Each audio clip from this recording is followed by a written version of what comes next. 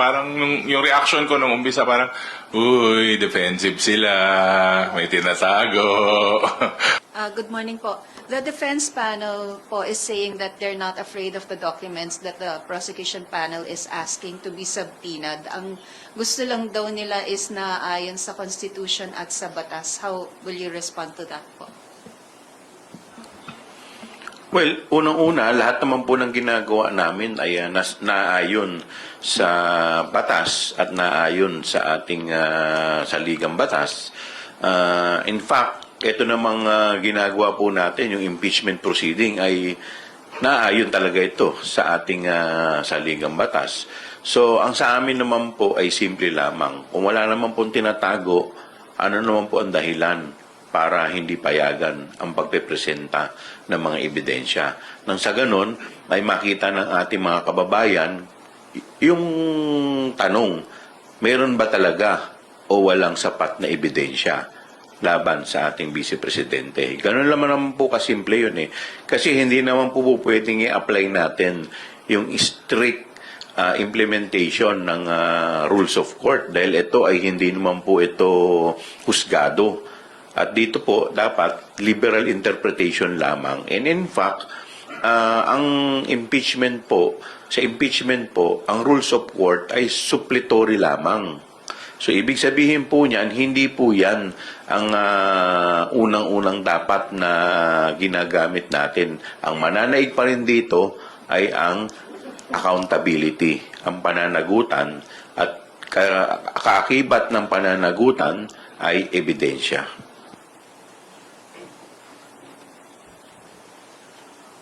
Attorney Kapunan, would you like to react? The documents, itong bank certificates at saka yung BIR, mga pieces of evidence yan na maganda na narinig natin through you na hindi naman nag-o-object ang defense to present this evidence, no? At idadagdag ko lang from the point of view of the law, kasi legal ang pag-usapan naman natin, impeachment trial po ito. Klarong-klaro po sa batas, yung bank secrecy law, no? At sa ating mga anti-graft laws.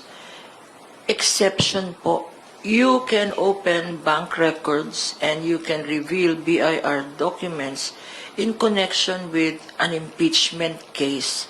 Ito po, klarong-klaro, hindi po subject sa interpretation. Naka-enumerate po yan sa batas. Impeachment case is an exception to the bank secrecy laws.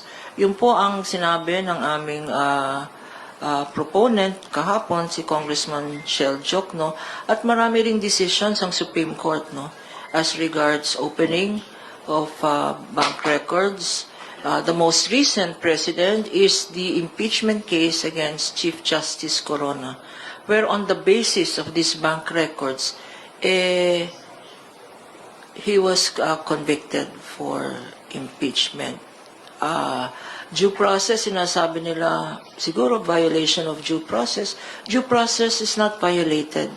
Your right to privacy is not violated because first of all, sa due process, meron naman silang opportunity to cross-examine yung authentic ba itong bank records na yun, what does it prove, etc. No? So, we welcome the statement of the defense that they are not opposed to the opening of the bank records and the BIR statements because kung sinasabi nilang due process of the defense, no, meron ring due process ang taong bayan. Meron ring due process dapat ang prosecution to be able to present its case. So due process on both sides tayo. On both sides tayo.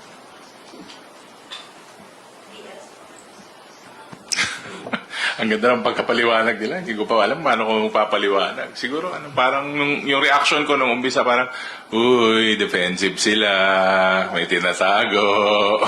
Parang gano'n lang. Pero sabi ko nga sa mga interviews sa usapan natin kahapon, nandito na tayo eh. Nandito na tayo sa impeachment trial, di ba? Trial of the century. Pero sabi ni Kong Joel, baka trial of the year. Pero andito na tayo, so sana wag na nating hayaan na parang ang dating niya seke. Yung sa mga nakaraan na, ilatag na po natin lahat. Pag-usapan na po natin lahat. Total, handa naman both parties. Tanggap naman nila kung ano man ang maging desisyon ng impeachment court. So, di ba? All out na tayo. Andito na tayo Nabanggit na rin po ito before, yung fishing expedition. Dahil sabi ng defense, hindi naka-attach sa Saballa and Cabrera complaints yung documents na hinihingi ngayon ng prosecution. But would it have been possible for the complainants to attach those documents considering na meron nga pong bank secrecy law? Unang-una, tapos na yung usapin sa complaint. Nasa hearing proper na tayo, wala nang kinalaman dito yung complaint. And in fact, nasa nakapaloob po yan sa pre-trial brief. Kaya nga po siguro dapat tapos na yung mga usapin sa complaint, so move on na tayo.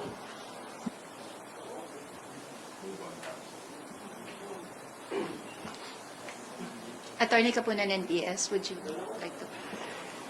Itong bank documents, hindi surprise yan. Matagal nang pinag-uusapan yan. In fact, it is inaccurate to state na hindi yan minention sa complaint, no? Sa Saballa complaint at inulit sa fourth complaint, no? Klarong-klaro po na as ultimate facts kasi ang complaint kasi ang linalagay doon ultimate facts. Sa complaint, hindi linalagay ang ebidensya. Evidence is a matter for the court. Or in the case of the House Committee on Justice, kanya sinobpina ang evidence sa House Committee on Justice hearings to determine probable cause, no? Probable cause, at doon lumabas ang mga ebidensya. Hindi naman kailangan na i-attach sa complaint. At saka nagiging mutan academic na yan because sa pre-trial, na-mention na natin na isasagpina, riniserve natin.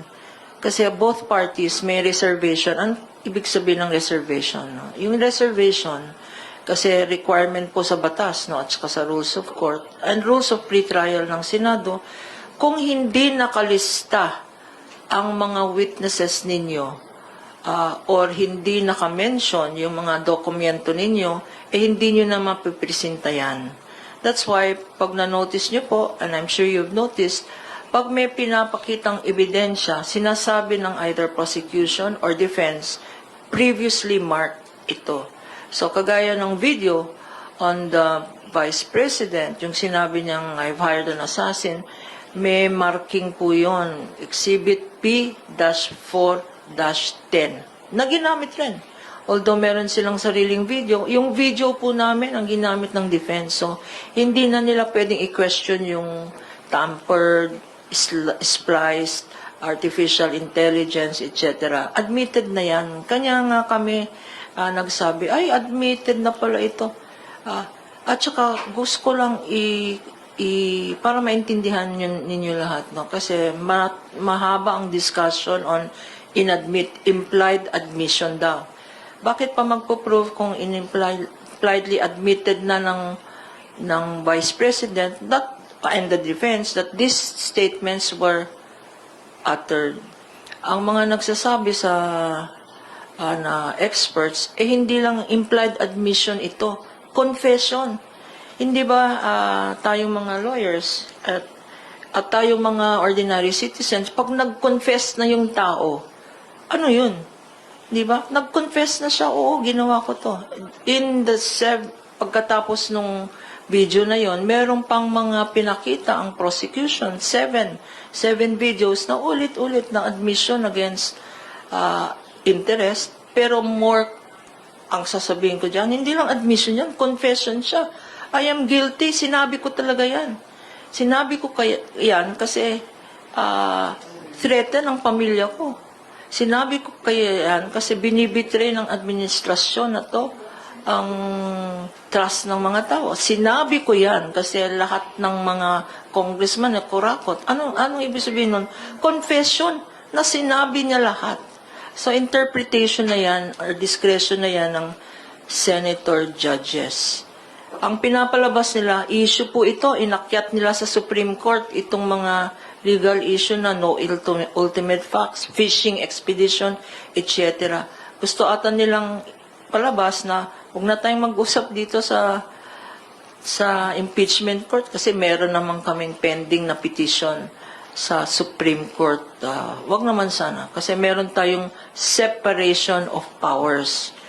The impeachment, the one who can acquit, who can try and then convict or acquit is not the Supreme Court.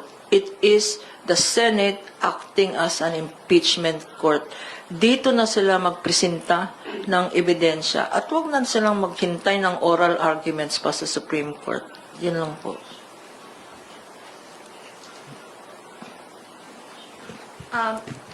Ma'am, may final decision na po ba yung prosecution panel and Congressman Chua doon sa pagkuha ng authorization from the President to open the documents, the BIRs?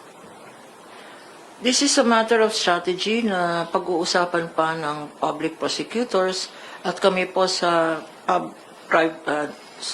private counsel for the prosecutors, pag-uusapan po natin if it is still necessary, no? Because siguro ang ginagawang nilang batayan, yung statement ni former BIR Commissioner Henares, nung nag-testify siya at pinakita yung BIR documents, meron ng written permission ang President, no? But it is just a matter of fulfilling a requirement if required by the impeachment court.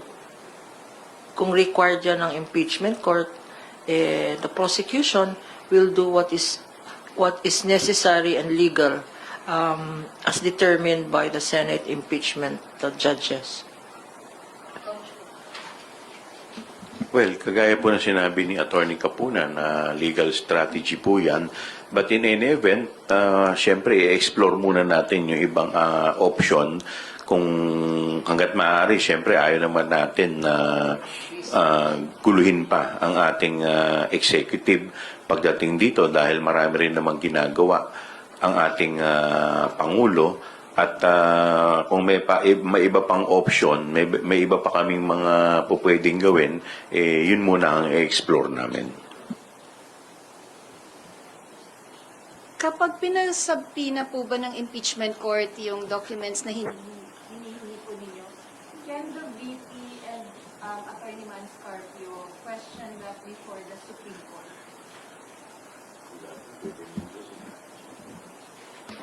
Karapatan po nila yan, ano.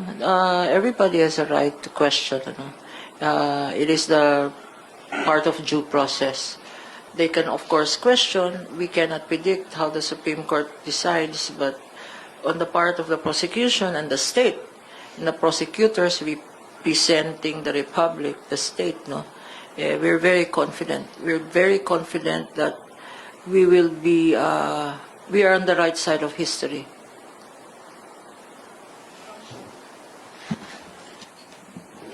May magti-TRO doon pag nangyari yun. Kilala niyo na kung sino. Sino, sir? Hindi ko kilala eh.